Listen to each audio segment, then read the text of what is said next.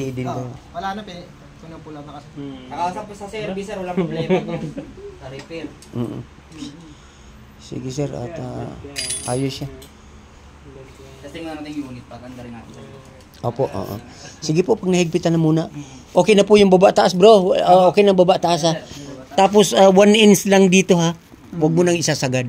Hanggang dito lang fix nyo muna. Tingnan Oo. kasi lumagpas na siya Medyo malambot naman na siya. Sige na. Papunta rin ng... Para nagpe-plate niya masyado.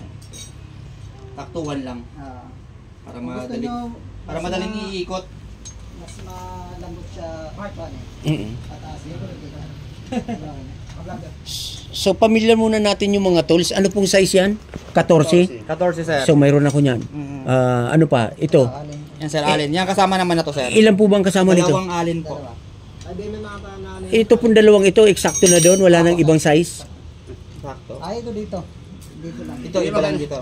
Dito na kailangan ihigpitan. Oo, kalandi. Para mag-play lang siya. Oo.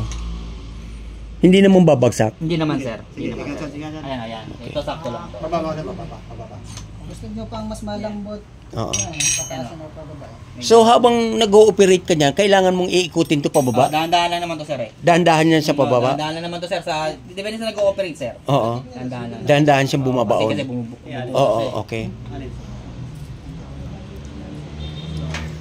So, habang umiikot siya, bro, Kung medyo naipitan pa kayo, sir, luwagan nyo lang yung dito sa gilid. Yan lang naman yung niya, adjustment. Basta't hindi lang siya babagsak pababa, ha? Hindi naman, sir. Hindi. Makakapit naman siya rito, sir, sa mga okay. release niya, sir. Release niya. So, okay. Sige, taas mo.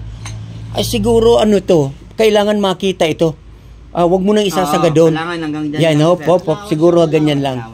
Oo, siguro ganyan lang. Pwede naman, sir. Hanggang dito lang siya. Okay. Wala na baka lalim sir yung... Tama na yan, ganyan. Kapal yung... Pag umabot ata po dito. Ayun po dun sa owner ng building, 4 lang naman. Pero hindi pa namin na-actual kaya hindi pa namin alam kung ano talaga ang kapal nung ano. Ano po ba binabaon nila ito? Ano po siya Yung uno, alam ko po, tubig ng gripo ang ilalagay dyan, tubo ng gripo. And then yung iba, yung ano ng... Ito yung water source, sir. Lalagay yung tubig dito mismo. Yan, sir, nakaon yan. Opo. Nakaklas ganyan. Okay. Yan, on and off lang naman yan. Opo. So pag na-lustre dyan, napapalitan ba yan? Nare-replace ba yan? 1/4 lang yan, sir. Nakatornilyo ba yan? So yung tubig po niyan, dito lumalabas, dito? Dito ba? Opo. Parang ganon? Ito, lalabas dito. May butas ba yan? Bro, may butas ba yan? Butas yan. Meron yan, sir. Diretso lang. Iba naka-on? So pwede pala nating hawakan yung ano, yung dinidrill para hindi bumagsak sa lupa.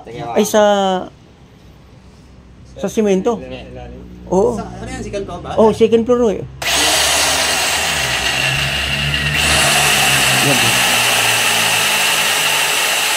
Alin po ang on and off niyan? Ayan. Okay. Off yung nakababa, sir. Pag naka-on. Angat. Ayan.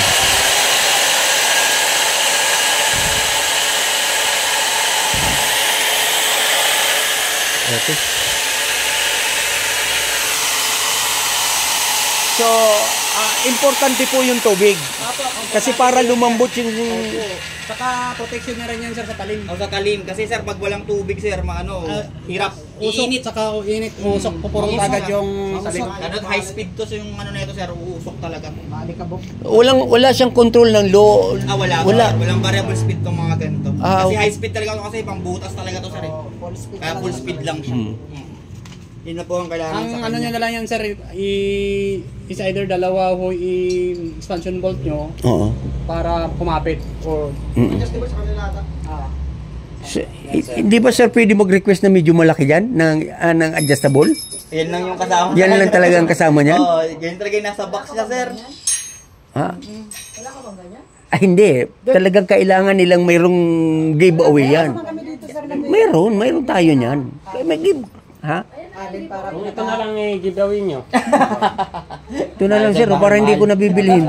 Mahal, sir, yan, mahal. Kasi ito yung pinakano dyan, ito, Kailangan yan. Maganda yan, ano na lang. Sir, buksan mo nga yan, isukat din natin yung ano. Adjustable sir na Yung ibang adjustable na dito kasi or Hindi pwede sir, kailangan talaga nakapix yan para hindi nalulose thread. Kailangan naka-fix yan. Ayan, bro, ang isa. Yan yung D4. Tama ba yan yung D4? Yes sir, yes sir. Ligato yan. Tagilid pa, tagilid pa. Yung D3. Sige po, labas mo rin para makita namin. Oo, Hindi yan. naman masyado mahigpit kasi pag pakontra naman yung kuhan niya. Okay. Yung, Dapat pala mas mayroong mahabang kayong ganito, no? Para na. wala eh, standard yan eh. Kailangan to nakatungtong to. Oo. Pwede naman to. Gagawa talaga sila Isa ng lang ano yan. yan. Ng stand. Kailangan namin talaga nito yung mas mahaba pang bolt ng mga ganyan. Oo.